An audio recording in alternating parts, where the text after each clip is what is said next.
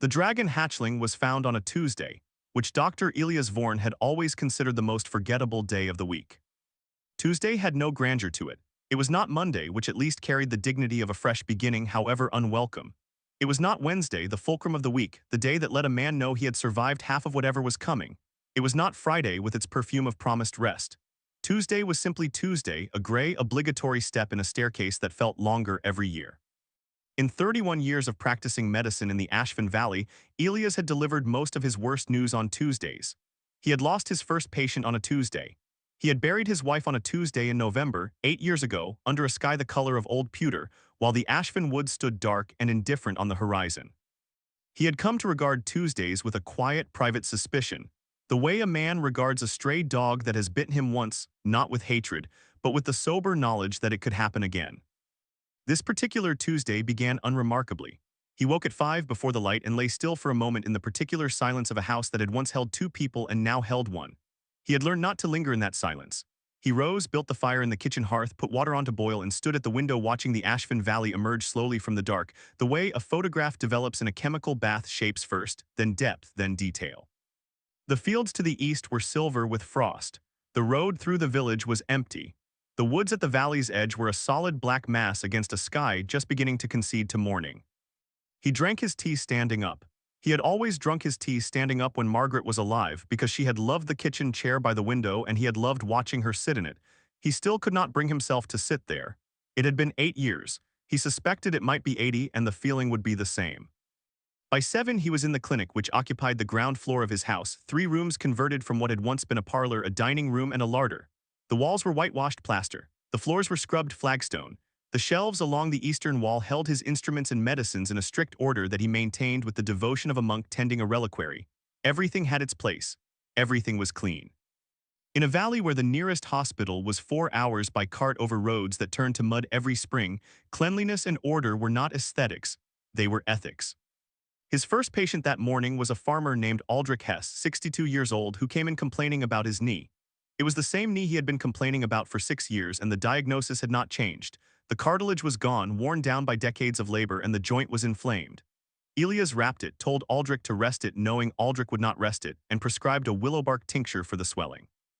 They spoke for a while about the coming harvest, about the dry summer and what it would mean for the root crops, about Aldrich's youngest daughter who had married a man from the coast and now lived somewhere Aldrich could not quite picture. When Aldrich left, he walked with the same determined, grinding limp he had always walked with, and he waved without looking back, and Elias watched him go with the particular fondness a doctor develops for a patient who refuses, stubbornly and completely, to be diminished by his suffering. The rain came around middays. It came the way Ashfin Valley rains always came in autumn, not gradually, not with the theatrical buildup of distant thunder and shifting winds, but simply and immediately, as though a decision had been made somewhere overhead and implemented without appeal. One moment the air was cold and dry. The next, the road outside the clinic window was dark with wet and the eaves were running hard. Elias lit an extra lamp and settled into the record-keeping that he had been avoiding since Monday. He was halfway through his notes on Aldrich's knee when he heard the sound from the road. He heard it because he was the kind of man who listened. 31 years of practice had taught him that the body communicates before the patient does, that a cough in the waiting area tells you something before the patient sits down, that the way a person moves through a doorway tells you something before they speak. He had extended this habit to the world outside the clinic as well. He listened to the valley the way some men listen to music, with attention and without agenda, and so he heard what the rain half covered but did not entirely conceal. It was a rhythmic sound, 3 beats then a drag, 3 beats then a drag, not a human gait. The rhythm was wrong, too fast and too light for a person, and there was something in the drag that set his teeth on edge in a way he could not immediately name. He put down his pen and went to the window. For a moment he saw nothing but the rain and the empty road. Then the shape resolved itself from the gray. It came around the bend in the road that curved down from the direction of the Ashfin woods, and even through the rain and the poor light, Elias' first impression was that it was moving with a kind of desperate deliberateness. The movement of a creature that was in significant pain but had committed absolutely to a direction and was refusing to allow the pain to change its mind. It came on 3 limbs. The fourth, the right foreleg, he could see now, was held awkwardly, and behind it dragged something that it took Elias another moment to identify. A wing folded wrong, dragging in the mud. He stood at the window for approximately 3 seconds. Then he was at the clinic door. The creature was perhaps 15 feet away when he opened the door and stepped out into the rain, and the sight of it up close was something his mind needed a moment to fully process, the way the eye needs a moment to adjust from lamplight to dark. It was a dragon. Not in the sense of legend or illuminated manuscript, not the vast fire-breathing monuments of terror that appeared in old books, but a dragon hatchling, young enough that its scales had not yet hardened to full opacity, young enough that there was still something awkward and unfinished about its proportions, too much head and neck relative to its body, its limbs still growing into themselves. It was the size of a large dog, perhaps a little bigger. Its scales were a deep iridescent green that shifted toward blue and black at the edges, like the underside of a beetle's wing. Where the scales had not yet fully set, the skin beneath showed through in patches, pale, translucent, threaded with dark veins. Its right wing was destroyed. That was the clinical word that arrived in Elias' mind before sentiment could complicate things. The membrane, leathery, thin, designed to catch and hold air, was torn along its leading edge in at least two places, the tiers ragged and dirty with mud. The primary joint, the one that corresponded roughly to an elbow, was swollen to nearly twice its natural size, and even from several feet away he could see the unnatural angle that meant fracture. The creature was moving on the other three limbs and one partially folded wing, dragging the damaged wing through the mud of the road, because there was apparently no configuration of its body that allowed it to hold the wing clear of the ground. The people on the road had noticed it by now. A woman pulling a cart stopped and stared. Two men on horseback pulled their animals to the far side of the road and watched with expressions that ranged from alarm to disgust. A boy of perhaps 10 stood at the roadside with wide eyes and an open mouth. As Elias watched, an older man, he recognized him, Barrett Home, a tanner who had strong opinions about most things, bent and picked up a stone. The stone struck the hatchling's snout with a flat, hard sound. The creature flinched, its whole body jerked sideways, and for a moment it lost its footing in the mud and went down on one knee, and the involuntary sound it made, a short, sharp, high note, halfway between a whistle and a cry, hit Elias somewhere in the chest with an impact disproportionate to its volume. It was the sound of something very young being hurt by something very old and stupid. He had heard versions of that sound many times. It never stopped being difficult to hear. The hatchling recovered its footing. It looked at Barrett Home for a moment with those amber eyes, wide, bright, extraordinarily intelligent eyes that held in them a quality Elias could not immediately name but which he would later describe to himself as prior knowledge. The look of a creature that had already understood something about the world and was watching that understanding confirmed, and then it turned away from him. It turned toward the clinic, toward Elias. It kept moving. Barrett Home had picked up another stone. "Put it down, Barrett," Elias said. He said it in the same tone he used when a patient was doing something inadvisable, quiet, not unkind, but not requesting. He used that tone because it worked, and it worked now. Barrett Home looked at him, looked at the stone in his hand, and put it down with the particular expression of a man who has decided that someone else's business is, after all, someone else's business. The hatchling reached Elias and stopped. They regarded each other. The rain fell between them and around them and on them both impartially. The hatchling's breath came in quick, shallow rhythms, the breathing of pain managed rather than pain absent. Its nostrils flared. It was smelling him, he realized, reading him in whatever way its senses allowed. He stood still and let it, the way he stood still in the presence of any creature that needed to establish that he was not a threat, which was most creatures and many people. The amber eyes moved from his face to his hands. They were empty hands. A doctor's hands scarred at the knuckle where a patient's involuntary movement had once put a scalpel into him, rough at the palm from years of work, but precise in their shape, in the way they held themselves. The hatchling looked at his hands for a long time. Then it took another step toward the clinic door. "All right," Elias said quietly, mostly to himself. "All right, let me see." Getting the hatchling into the clinic took patience and ingenuity in roughly equal measure. The doorway was wide enough. Elias had widened it years ago to accommodate patients on stretchers, but the creature's instincts worked against its intentions. Every time Elias moved toward it to guide it, it flinched away. Every time he reached for the damaged wing to assess the injury, the pain response made it shy back, knocking into the doorframe, causing itself more distress. It was not aggression. He was clear on that because he had seen animal aggression many times and knew its grammar, the lowered head, the fixed gaze, the particular stillness that preceded movement. This was not that. This was fear doing battle with determination, and determination was winning, but the battle was costly. He stepped back, he gave it room. He sat down on the flagstone floor of the clinic's entrance room, a thing he had never done before in 31 years for any patient, and waited. He waited for 11 minutes, which he knew because he could see the clock on the wall from where he sat, and he had nothing to do but watch it and watch the hatchling and listen to the rain. The hatchling watched him sit. It watched him remain still. It processed this information with those amber eyes for several minutes, and then it walked through the door. It went to the corner of the room, the corner farthest from the door. The corner with the most walls on either side, and it settled there, turning itself so its back was protected, and it looked at him. Ilya stood up slowly and moved to his instrument shelf. He gathered what he needed: saline solution, his finest suturing thread, a set of bone-setting instruments that he had designed himself over years and which he was privately proud of, lightweight cane from the supply he kept for splints, clean linen bandaging, a basin, clean water. He arranged everything on a low table and pulled the table close to the corner, moving it inch by inch, letting the hatchling see each movement before he made the next. He talked as he worked. He always talked to patients when he was doing something that frightened them, not about what he was doing, which tended to make things worse, but about anything else. The weather, the valley, the harvest, the way the frost had come early this year and what it meant for the root crops. He talked about Aldrich Hess and his knee and his stubbornness. He talked about the time he had removed a fishhook from a man's eyelid without the man losing the eye, which had been a Tuesday as well, now that he thought about it, and perhaps that was the thing about Tuesdays. Perhaps they were not bad days after all, only days in which things happened that mattered. The hatchling watched him talk, its breathing gradually slowed. The examination took 30 minutes. The damage was worse than his initial assessment. The membrane tears he had seen from the road were the most visible injuries but not the most serious. The joint fracture was compound, 2 breaks in the hollow flight bone, one of them slightly displaced, which would need to be set before it could be splinted.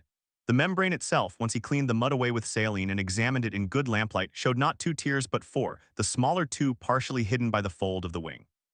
There was also bruising along the dorsal surface that suggested the wing had been struck or had struck something with significant force. A fall, possibly, or something in the woods. He did not ask, he set to work. The bone setting was the worst of it. He had no sedatives appropriate for a creature whose physiology he could not fully predict. He had no assistant. He had trained himself over the years to work alone, because in the Ashfin Valley in an emergency, alone was frequently what a doctor was. He explained this limitation to the hatchling not because he expected it to understand, but because he believed in honesty with patients as a matter of principle, and also because talking steadied his own hands. "This is going to hurt," he said. "I'm sorry, I'm going to be as quick as I can." He set the displaced fracture in one movement, which was the only way to set it, and the hatchling's reaction was to grip his coat with its foreclaw and make a sound so low and sustained that Elias felt it in the bones of his jaw. It did not strike him. It did not flee. It held his coat and endured, and he finished as quickly as he had promised. And when he looked up from the wing, he found the amber eyes fixed on him with an expression so complicated and so clear that he had to look away for a moment to compose himself. The suturing took another hour. He worked in silence for most of it, leaning close to the lamplight, placing each stitch with the precision of a man who knew that membrane tissue did not forgive sloppiness. The hatchling remained still. It was a better patient than most people he had treated, which he noted without particular surprise. Animals were generally better patients when they had decided to trust you. The decision was harder for them than for people, and the commitment once made was more complete. The splint he built from cane and linen, light and strong, shaped to the natural contour of the wing so the bones could heal in their correct position. He wrapped the whole wing in clean bandaging, firm but not tight enough to protect, loose enough to allow the circulation that healing required. He checked his work from 3 angles. He was satisfied. He sat back on his heels and looked at what he had done. The hatchling looked at the wing, then it looked at him. Then it put its head down on the floor with a long, slow exhalation and closed its eyes. Elias washed his hands in the basin, the water going red and then pink and then clear. He dried them. He looked at the creature in the corner, now asleep with its chin on the flagstone and its splinted wing held carefully off the floor, supported by a folded blanket he had positioned without waking it. His neighbor had left smoked venison on the clinic step that morning, Aldrich Hess's wife, who sent food regularly and without comment, as though she were engaged in a quiet, indefinite argument against his solitude. Elias retrieved the package from the cold box and set it on the floor near the hatchling's head. He had no idea whether smoked venison was appropriate nutrition for a dragon hatchling. He knew that protein was necessary for tissue repair and that a creature its size in this condition needed to eat. It was the best he could offer. When it woke an hour later, the venison was gone in approximately 4 seconds. He brought more, it ate that too.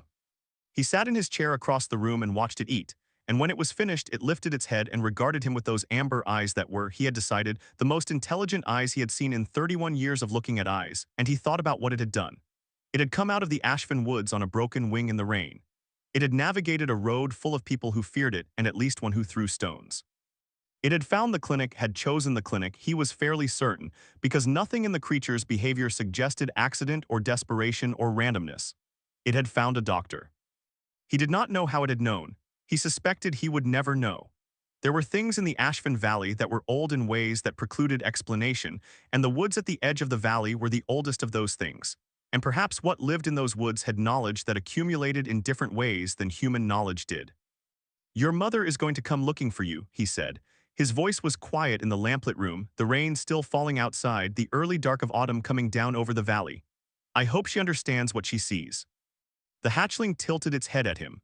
The gesture was precise and considered, not the random movement of an animal but the deliberate repositioning of a mind trying to take in information from a different angle.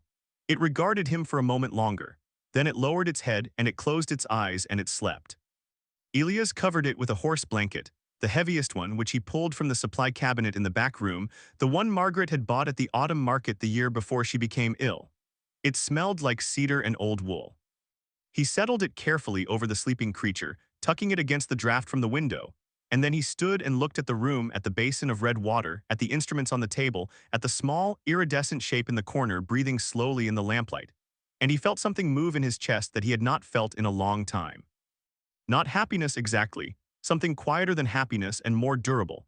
The feeling of a thing rightly done, which was not always the same as an easy thing or a safe thing or a thing that made sense when you tried to explain it to someone else. He turned down the lamp, he went to bed. Outside, the Ashfin woods stood dark and enormous at the edge of the valley, and somewhere inside them, something very large was already moving. The second day was quieter than Elias expected, and louder than he was prepared for. Quiet in the external sense, the rain had moved on overnight, leaving behind it the particular clarity that autumn mornings sometimes produced in the Ashfin Valley, a sharpness in the air like cold glass, the field standing in pale gold and the sky in almost aggressive blue, the kind of blue that seemed to be making a point. Loud in the internal sense, which was the only sense that had ever really troubled him. His mind, which was a disciplined and orderly instrument by long practice and necessity, kept returning to the corner of his clinic, the way a tongue returns to a sore tooth, not because he wanted it to, but because the thing in the corner was simply and completely unlike anything he had encountered before, and his mind was not yet sure what to do with that. He had treated unusual cases. In 31 years in the Ashfin Valley, unusual had become something of a professional specialization. He had treated a man who had been struck by lightning and survived, his skin mapped with fern-like burn patterns that spread from his left shoulder to his hip like a grotesque botanical illustration. He had treated a woman who had gone into labor 6 weeks early during a blizzard that made the roads impassable, delivering twins on a kitchen table by lamplight with a midwife who had never seen a twin birth before and a husband who fainted twice. He had removed objects from people that he still did not entirely understand how the objects had come to be where they were. He had on 2 occasions sat with patients through the night and watched them die despite everything he could do, and he had learned to carry those deaths without being destroyed by them, which was its own kind of unusual. But a dragon hatchling asleep in his clinic under a horse blanket was a different category of unusual, and his mind knew it, and was adjusting to it with the careful, incremental process by which a mind adjusts to anything genuinely new, not all at once, but in layers, each layer revealing the next. He checked on it before he made his tea. It was awake when he opened the clinic door, those amber eyes already fixed on the doorway with a watchfulness that suggested it had been awake for some time. The wing was positioned exactly as he had left it, held carefully off the floor, supported by the folded blanket. It had not disturbed the dressing. He was not entirely surprised. The intelligence in those eyes was not the intelligence of an animal that chewed its own bandaging. "Good morning," he said, because there was no reason not to. The hatchling watched him approach. It allowed him to check the dressing, stood still for the inspection with what he could only describe as professional patience, the patience of a patient who understood what was being done and why. The wound sites were clean. The splint was holding well. The swelling in the joint had reduced slightly, which was more than he had dared hope for overnight. "You're doing well," he told it, and was aware of how ordinary those words felt in his mouth, the same words he said to human patients and how completely appropriate they were. He refilled its water bowl. He retrieved the last of the venison from the cold box and set it down. The venison disappeared. He went and made his tea and stood at the kitchen window, and the Ashfin woods stood dark at the valley's edge against the bright autumn sky, and he thought about what was in those woods.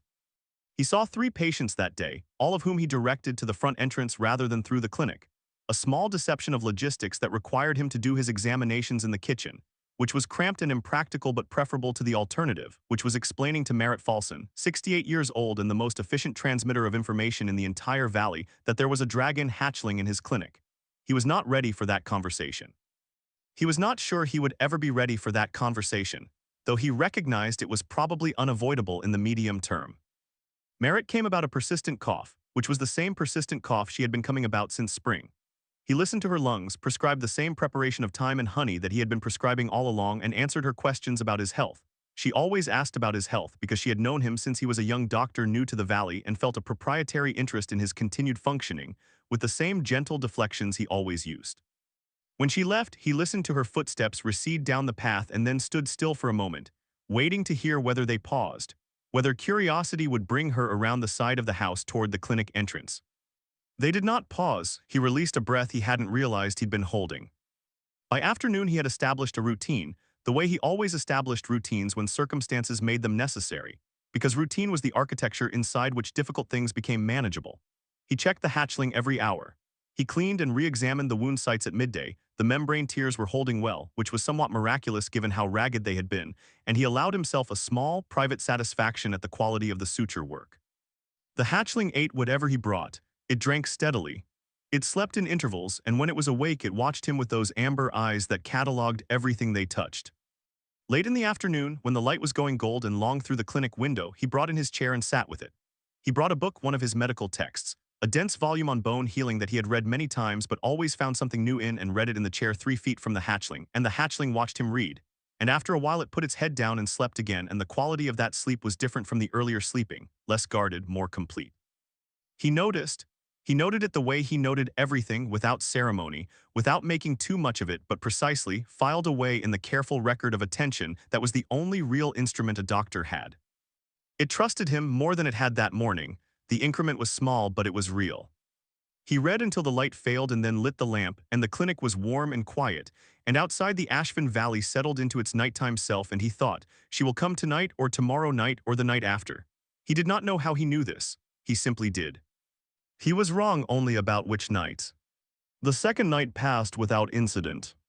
He slept lightly, the way he had slept for 8 years, not the shallow sleep of anxiety, but the calibrated half-alertness of a man who had trained himself to be available to emergencies, a doctor's sleep, one layer below full consciousness. He heard the hatchling shift in the clinic. He heard the night birds in the valley. He heard the wind come up around midnight and move through the fields with a sound like breathing. He did not hear anything else. In the morning he checked the dressing and found that the swelling had continued to reduce. The displacement fracture was holding in position. He changed the linen wrapping, unwinding it carefully and reapplying it with fresh bandaging, and the hatchling remained still throughout with that same patient endurance, its eyes watching his hands with an attention so focused it felt almost collaborative, as though it were trying to understand what he was doing, not merely tolerating it. He found himself narrating more, explaining the steps as he performed them. This is the suture on the leading edge, the largest tier, it's holding cleanly, which means the membrane is taking to the repair. This is the joint, I can feel the alignment here, you see, with 2 fingers, the position is good. He spoke to it the way he had sometimes spoken to Margaret when he was working through a problem. Not because she was a doctor, she had been a school teacher with no particular interest in medicine, but because articulating things out loud had always clarified them for him, and because the habit of speaking into a room that listened had become, over the years, something he needed. The hatchling's ear, a narrow, membranous structure on either side of its head that lay flat when it was calm, would angle forward when he spoke. Not every time, but often enough that he stopped pretending not to notice. The second day passed much as the first. More patience, more redirecting to the kitchen, more routines observed with the care of a man who understood that routines were not limitations but load-bearing structures. He ate dinner, soup, bread, cheese, the kind of meal he made automatically these days without thought or interest, at the kitchen table while the first stars appeared over the valley, and then he went back to the clinic and sat with the hatchling in the lamplight and read until it was late enough to sleep. Before he left, he said, "She'll come tomorrow, I think." The hatchling lifted its head and looked at him. "I want you to understand," he said, choosing his words as carefully as he chose a suture, "that however she comes, however large she is and however frightening, I intend to stand in the doorway and let her see me. I think that matters. I think it needs to be clear that I'm not hiding anything." He paused. "I don't know if you understand me. I think you might understand more than I can verify, but I wanted to say it out loud." The amber eyes regarded him steadily. He turned down the lamp and went to bed. She came on the 3rd night. He knew it before he was fully awake, the way certain knowledge arrives, not through a single sense but through all of them simultaneously, a total convergence of information that bypassed the usual process of evidence and reasoning and arrived already assembled. He was awake and certain before his eyes had fully adjusted to the dark, before his mind had consciously catalogued what had woken him. The windows went orange.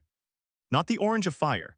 He made that distinction immediately because fire was the referent the mind offered first, and he refused it on the evidence. Fire flickered. Fire moved in the rapid, chaotic way of combustion. Fire was accompanied by sound and smell that were entirely absent here. This orange was different. It was deep and steady, like light filtered through amber, like the glow of something that produced illumination as a byproduct of existence rather than of burning. It moved but slowly, and the movement was directional and purposeful, coming from the east, from the direction of the Ashvin Woods. He was dressed and at the clinic door before the light reached the field. The sound came next. He would spend a long time afterward trying to find adequate language for that sound because the language that existed for it was wrong in every direction. Roar was wrong, a roar was aggressive, percussive, an exhalation of threat. This was not that. It was a single note, low and sustained, resonating at a frequency that had less to do with the air than with the ground. A sound that seemed to arrive through the soles of his feet and the floor of his chest and the bones behind his ears simultaneously. It was the sound of something very old announcing its presence to the world, not as a warning, but as a statement the way a fact is stated, without argument or apology. The ground trembled, not violently, not the earthquake tremble of catastrophic force, but the trembling of something enormous simply moving across the earth, translating weight into vibration with each step. The instruments on his shelf chimed softly against each other. The water in the basin in the corner moved in small concentric rings. He lit the lantern, he opened the clinic door, he stepped outside. She filled the field. That was the simplest and most accurate description. She filled it. The field in front of the clinic was 40 yards across and perhaps 60 long, bounded on one side by the road and on the other 3 by low stone walls. It was a generous space. Elias had always thought of it as a generous space. One of the things he appreciated about this particular property, the sense of openness and air. Standing in the doorway looking at her, the field felt like a room. She was the color of iron that has been worked and worked and worked over centuries. Darkened, deepened, layered in tone the way old metal layers. A color that contained within it the memory of every temperature it had ever been and every force it had ever met. Her scales were enormous, each one larger than his hand, and they overlapped with a precision that suggested not accident but architecture, as though each scale had been placed with knowledge of all the others. Her wings were half spread, and the span of them, even partially open, even folded against their extension, crossed the field in a geometry that his eye refused at first to fully process. Her head was lowered toward the clinic door. Her eyes were the same amber as her child's. This should not have been surprising. It was heredity, it was biology, it was the most ordinary mechanism in the world operating in a creature that was not ordinary in any other respect. But it stopped him. The eyes were enormous, each one the size of a dinner plate, and they were lit from within with the same deep amber glow that had come through his windows. And they were looking at him with an intelligence so concentrated and so ancient that he felt it as a physical pressure. The way you feel the presence of a very large sound even before it becomes audible. He held up the lanterns. He stood in the doorway. He did not run. He had made this decision before she arrived, but standing in the fact of her, in the actual physical reality of her presence, which his imagination had prepared him for in the way that a map prepares you for a country, which is not very much at all, he understood that making the decision in the abstract was an entirely different thing from keeping it in the concrete. His body had opinions. His body was producing adrenaline in quantities that he could feel in his fingertips and his temples, and his body's recommendation was urgent and unambiguous and completely counterproductive. He overruled it with the same quiet authority he used to overrule everything his body recommended at inconvenient moments. He had 31 years of practice at that particular discipline. He stood still, he held up the lantern, he let her see his face. For a long moment, nothing moved except the breath coming from her nostrils. 2 great curling exhalations that caught the lamplight and rose into the dark air like the slow unfurling of something that had been folded for a long time. The field was silent in the way that large spaces fill with silence when something very large inhabits them, pressing all ordinary sounds to the margins. Then the clinic door pushed open against Elias' leg. The hatchling came through. It moved with the awkward, determined grace it had shown on the road 3 days ago, 3 limbs and careful wing, compensating without complaint, making the adjustment automatic. It walked out into the field and stopped between Elias and its mother, and it made a sound that he had not heard before, a series of low, falling notes that clicked and resonated in a rhythm too structured to be random, too complex to be simple vocalization. Language, some part of his mind said. That is language. She answered. The sound she made in response was layered. He could not have said how many notes comprised it, only that they were many, and that they interlocked with a precision that vibrated in his chest like harmonics from a struck string. The hatchling's ear membranes angled forward. It listened, all of its attention gathered to a point. Then it walked to her. It covered the distance between them in that three-limbed gait, and when it reached her it pressed its head against the foreclaw that she had lowered to the ground. A claw larger than the hatchling's entire body, laid flat in the field like a folded structure, and the sound it made then was very small and very low and entirely private. And Elias felt that he was witnessing something that was not for him and looked away for a moment. When he looked back, she was examining the wing. The delicacy with which she did it was something he would carry with him for the rest of his life, would think of at strange and unexpected moments. In the middle of other things, the way certain images persist in the memory long after the event that produced them has receded. She lowered her great head, enormous as a cart, and she examined the splinted wing with her nostrils first, reading the dressing through smell, and then with the tip of a foreclaw, not the claw itself but the very tip, the point, used with a fineness of control that made no sense in anything so large and made complete sense in something so clearly intelligent. She touched the bandaging. She touched the joint. She moved around the hatchling's body, examining it from several angles, checking each limb in turn, reading the evidence of what had been done with the same systematic thoroughness that Elias himself used. She was assessing his work. He understood this. The understanding arrived without drama or surprise, simply clear. She was a mother and this was her child, and she was reading what had been done to her child with every sense available to her, and the quality of the reading was professional.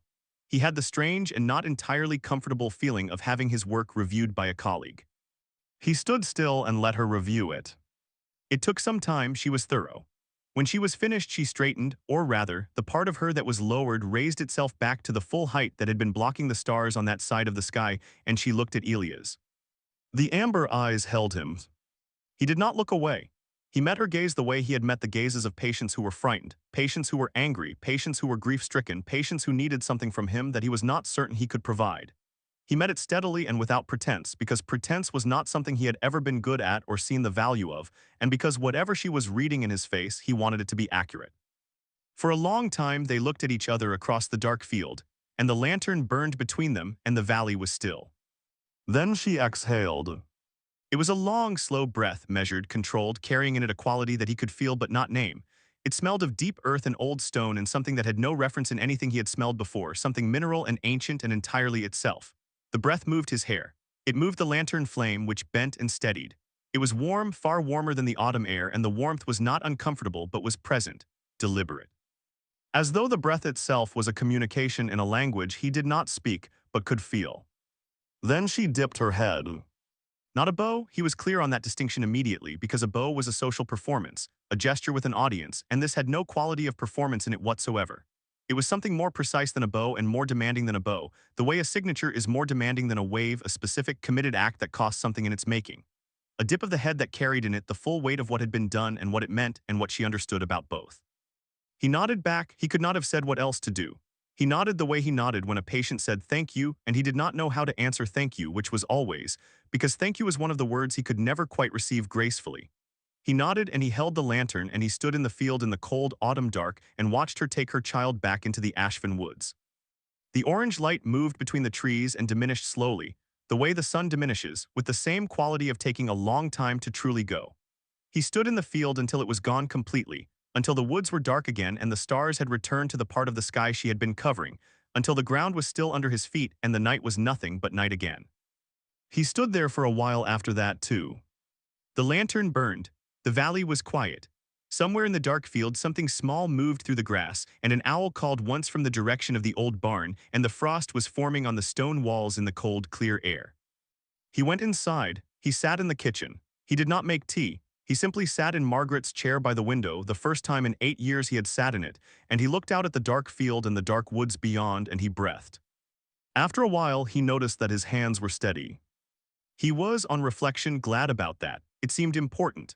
Whatever he felt about what had just happened, and he felt a great deal, layered and complex and not entirely sorted, not yet, his hands were the instrument of his work, and they were steady, and that was the ground from which everything else proceeded.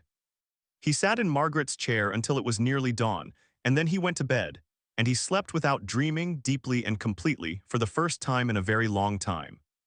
Outside, the Ashfin woods were quiet. But in the morning, something would be waiting in the field. He almost missed them in the early light. That was the detail that stayed with him afterward, the small embarrassing almost, that he had walked to the kitchen window with his mind still half submerged in the deep, dreamless sleep of the night before. filled the kettle from the pitcher, set it on the stove, and stood looking out at the field for a full 30 seconds before his eyes adjusted to what they were seeing, and his mind caught up to what his eyes were reporting. The morning was still, the kind of still that only existed in the Ashfin Valley on certain autumn mornings, when the air had not yet decided to move, and the frost held everything in a suspension that felt almost reverential, as though the world were briefly observing a moment of silence for something it could not name. The field was white with it, a thin, even coating of frost that turned the grass silver and made the stone walls luminous in the early light, and against that silver and white, arranged in a rough arc before the clinic door, 7 objects sat on flat stones and caught the first pale suggestion of sunrise like altarpieces in a very old church. Elias stood at the window with the kettle in his hand and looked at them. Then he set the kettle down, put on his coat and boots, and went outside. The cold met him at the door, immediate, decisive, the cold of a morning that had committed fully to its temperature and had no interest in negotiating. His breath fogged before him. The frost crackled faintly under his boots as he crossed the path and stepped into the field, and the sound of it was the only sound in the world for a moment, that soft, crystalline protest of frozen things disturbed. He walked slowly. He had learned over 31 years of medicine that there was a quality of attention that could only be achieved slowly, that the careful observer moved at the pace of the thing being observed, not faster, because speed was a form of imposition, a way of projecting your own timeline onto something that had its own. He had applied this principle to patients, to wounds, to difficult diagnoses. He applied it now to 7 objects on flat stones in a frost-covered field, and he moved among them with his hands in his coat pockets and his eyes open, and his mind in the receptive state he thought of as clinical quiet, that particular clearing of interior noise that allowed incoming information to arrive without being immediately classified and dismissed. He did not touch anything yet, he simply looked. The objects were arranged with intentionality so clear it was almost architectural. Not in a line, not scattered randomly, but in a careful arc that curved gently inward, as though the arrangement itself were a kind of embrace, or perhaps a kind of sentence, punctuated by space and sequence. Each rested on a flat stone that had not been in the field the day before, smooth, dark stones of a type he did not recognize from the local geology, brought from somewhere deeper in the Ashfin woods or further still, placed precisely level on the frosted ground. Each object rested exactly centered on its stone, and the spacing between them was even, and the whole arrangement faced the clinic door with the composed intentionality of a statement. She had taken her time with this. He stood in the arc and turned slowly, looking at each in sequence, and what he felt was not the excitement of discovery, though there was some of that running beneath everything like a current, but something quieter and more complex. The feeling of standing at the edge of a depth whose bottom he could not see. The feeling of being addressed in a language he did not speak but could feel the shape of, the way you can feel the shape of music you have never heard before you understand it. He crouched beside the first object. The surgical instrument was bronze. That was his first assessment, visual and immediate, the color and patina of worked bronze, the specific greenish-brown darkening at the seams and edges that bronze accumulates over time the way a face accumulates lines, not as damage but as record. It was approximately the length of his hand from wrist to fingertip, and its design was unlike anything in his catalog of instruments, either owned or studied.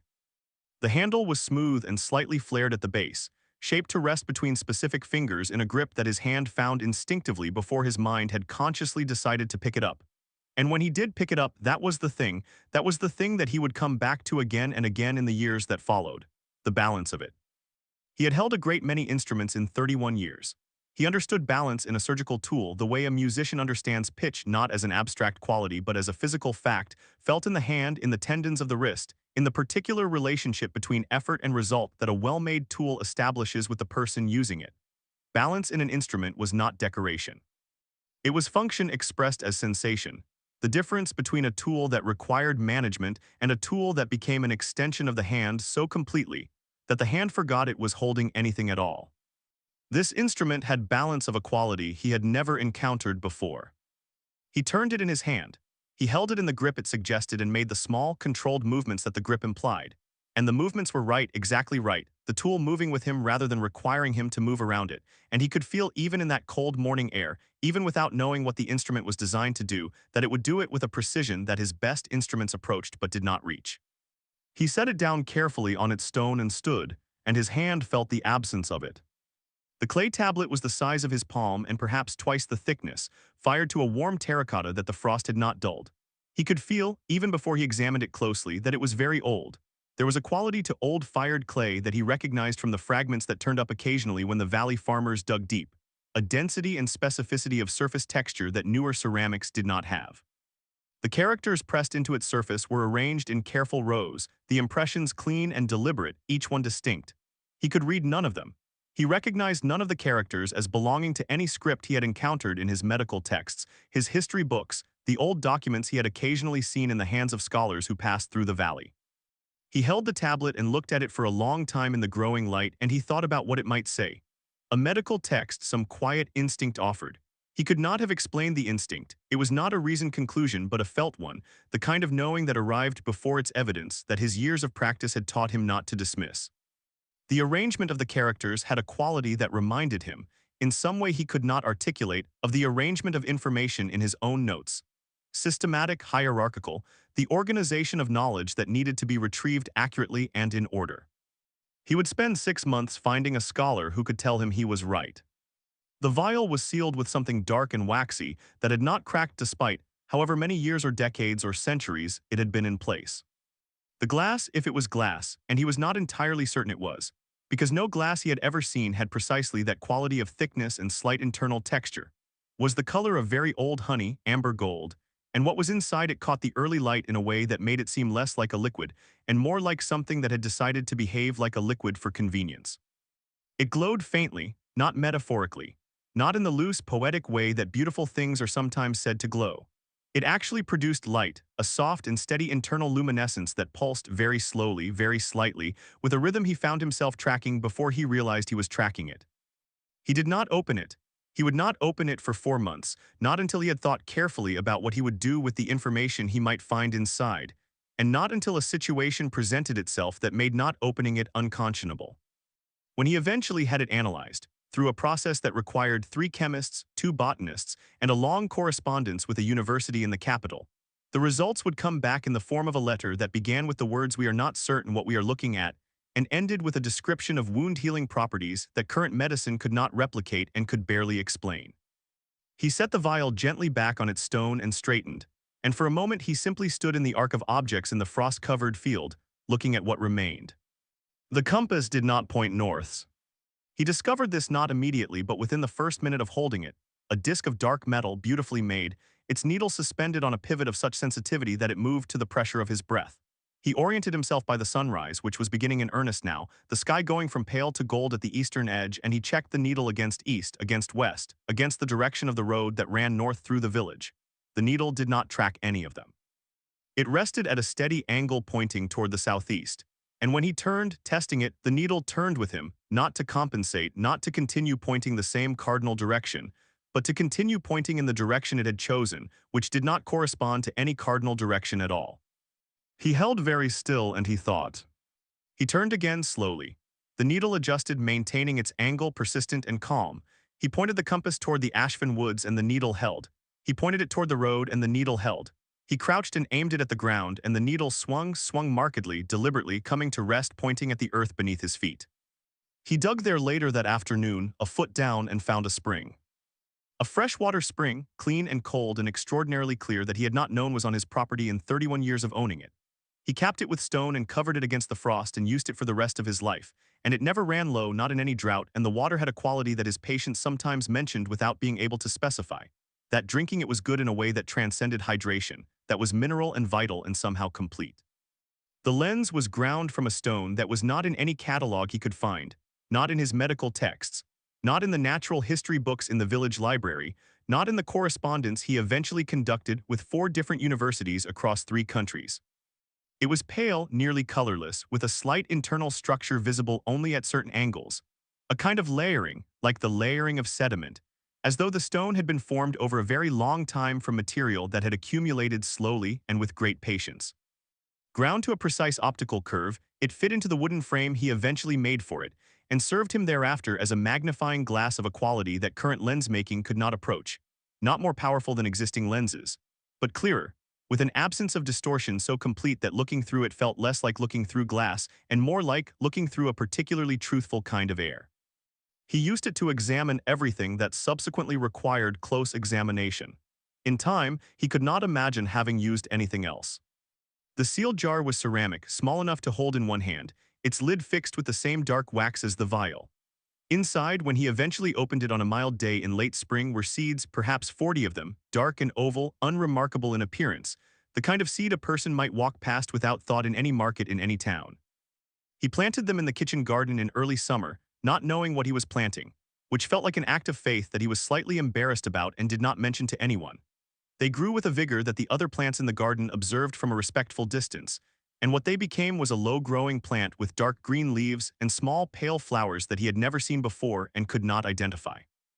When he eventually had the leaves analyzed and tested, a process requiring patience and a willingness to be thought eccentric by several colleagues, the results indicated analgesic properties comparable to his strongest preparations, achieved through a mechanism that the analyzing chemist described as elegant in a way that suggests the plant has been solving this problem for considerably longer than we have. He grew it every year after that, he saved seeds carefully, he gave seeds to other doctors. The scale he found last set slightly apart from the others at the end of the arc, and he understood immediately what it was: a single scale, larger than his palm, from the mother herself. The color of old iron in the shade, it shifted at the edges toward something that had no name, a color that existed at the boundary between visible and not, that his eye could approach but not quite fix. It was warm in his hand. Not the warmth of something recently heated, but a persistent self-generating warmth, as though whatever had produced it was still, in some attenuated way, producing it, a warmth that did not diminish with time, that was there in January as it had been in October, that was there in the morning and in the night, steady and undimming as a conviction. He stood in the field with it in his hand, and the morning had fully arrived now, the sun clearing the eastern ridge and sending long gold light across the frosted grass, and the 7 objects on their 7 stones caught the light and held it each in their own way, and the Ashfin woods stood dark and enormous at the valley's edge, the way they had always stood, the way they had stood before the village was built and would stand after it was gone. He thought about what she had done. She had come in the night after her child was safe. She had come back not to retrieve anything, not to threaten, not to observe. She had come back to this field with these objects, and she had arranged them with care, and she had placed them before his door, and she had gone again before he could see her do it, and he understood that the not seeing was deliberate, that she had arranged it so he would find them in the morning alone in the ordinary light of day, without the complicating presence of herself. That the gift was meant to be received privately, without audience, without the distortion that her presence introduced. This consideration undid him slightly. Not dramatically, he was not a dramatic man, and his undoing when it occurred was always quiet. But he stood in the field holding the scale with the morning light on his face, and he felt it, the full weight of what had happened over 3 days and 3 nights, pressing down on him gently but completely, the way a very heavy thing presses down when it is set down slowly rather than dropped. She had understood exactly what he was. Not a threat avoided, not a curiosity observed, not a human managed from the necessary distance of difference. She had understood that he was a doctor not just in the occupational sense but in the essential sense, in the sense of what organizing principle a life could be built around, and she had responded to that understanding with these objects, which were not random tribute but specific provision. Instruments, knowledge, materials, tools for the work. She had given him what a doctor needed. He cataloged everything that afternoon, sitting at the kitchen table with a fresh notebook and a pen, writing in the precise and methodical hand he used for patient records. He described each object, dimensions, materials as best he could identify them, physical properties observed, questions raised. He did this because documentation was the beginning of understanding, and because 31 years of medicine had taught him that the things you did not write down had a way of becoming the things you could not later prove. The village talked, he had known it would. Barrett Home had seen the hatchling on the road, and Aldrich Hess's wife had seen the orange light from her bedroom window on the 3rd night, and Merritt Falson, who had been to the clinic twice that week and had noted with her formidable observational capacity that he had received no one through the clinic entrance. Merritt Falson had seen him crouching in the field that morning, picking up objects from flat stones, and had told her daughter, who had told everyone. The versions proliferated and multiplied with the creative energy that rumors always developed in small communities. Some said he had made a pact, some said he was cursed. Some said the dragons had marked him, which was said sometimes with fear and sometimes with a reverence that made him uncomfortable in a different way. He corrected nothing. He explained nothing. He continued doing his work, which was the only correction he had ever trusted. What he noticed over the months and years that followed was that the Ashfin Valley became gradually a safer place. Not dramatically, not in ways that could be attributed to any single cause, but the wolves that had occasionally come down from the northern ridges in hard winters and taken livestock, they stopped coming. The strange sicknesses that had periodically moved through the valley from the direction of the deep woods, fevers of an origin he had never satisfactorily identified, the kind that came in wet years when people strayed too far from the roads they stopped coming to. The woods at the valley's edge seemed to the people who spent time near them to have changed in some quality that they could feel but not name, not less wild, not less deep, but different in intention somehow. As though something in those woods had made a decision about this valley and the people in it, and had communicated that decision to everything else that lived there. At dusk sometimes a shape moved between the trees. Irondark and vast and unhurried, visible for a moment in the gap between two oaks, or briefly against the sky at the tree line's edge before the dark took it back. The children of the village, who had initially been kept inside by parents understandably cautious about vast things moving at the forest's edge, eventually began to watch for it the way they watched for the first swallow of spring, as a marker, a reassurance, a sign that the world was ordered in a way they could trust. Elias saw it most evenings when he walked the field before bed. He had always taken an evening walk. Margaret had established the habit and he had kept it after her, one of the domestic rituals he maintained because some things were worth maintaining regardless of who was there to share them. He walked the field and looked at the woods, and the woods looked back, and that exchange had a quality he could not fully articulate but which had become, over time, something he depended on. He kept the scale on his desk. He had known immediately, holding it that first morning in the frosted field, that it belonged there, not displayed, not locked away, not catalogued with the other objects, but simply present in the place where he did his thinking, in the center of the ordinary working surface of his professional life. He could not have given a rigorous justification for this placement. He gave it the justification it deserved, which was none, because some decisions were not of the type that required justification and were only confused by it. It was always warm. Through the winter, when the clinic was cold, in the mornings before the fire caught, the scale was warm. Through the night, when the desk stood in the dark and everything else in the room was cold to the touch, the scale was warm. He did not know what that meant in any scientific or precise sense, and he spent a certain amount of time in the early years trying to determine it before he made a decision, conscious, deliberate, arrived at after genuine consideration, to stop trying. Some things were not made to be explained, they were made to be known. He touched the scale on the difficult nights. He would be sitting at the desk with a patient's file in front of him, a case that resisted him, a diagnosis he could not make with confidence, a decision about treatment where both options carried risk and neither carried certainty, and he would rest his hand on the scale and feel the warmth of it against his palm, and he would think more clearly afterward. He told himself this was psychological. He told himself that the warmth was simply a tactile anchor, something to fix attention, the medical equivalent of counting to 10 before speaking. He told himself this, and it may have been true, and it may not have been true, and the distinction, in the end, mattered less than the result. The result was that he thought more clearly afterward. The bronze instrument he used every day for 30 years, until the tremor in his right hand that began in his late 70s made fine work impossible. He set his last fracture with it. He sutured his last laceration with it. When his hands finally ended that part of his work, he placed the instrument in the center of his instrument shelf. His instruments retired to storage, but this one remained, and he looked at it each morning the way he looked at the scale on his desk and the old clock on the wall, as part of the ordinary landscape of a life that had been, on balance, a good one.